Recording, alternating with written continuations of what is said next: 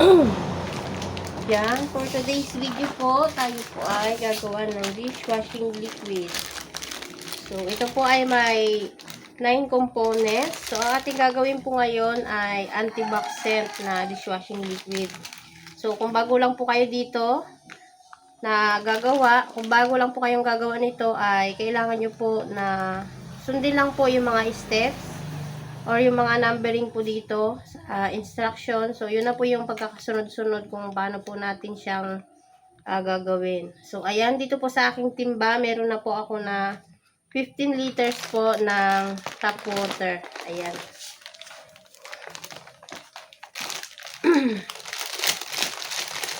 Labas po natin isa-isa.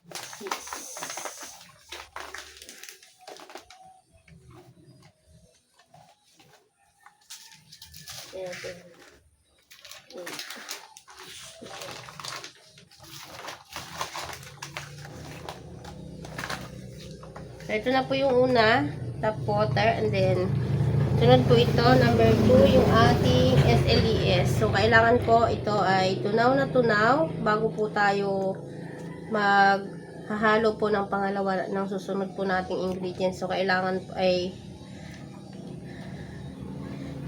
po ay tunaw na tunaw po siya. Ayan.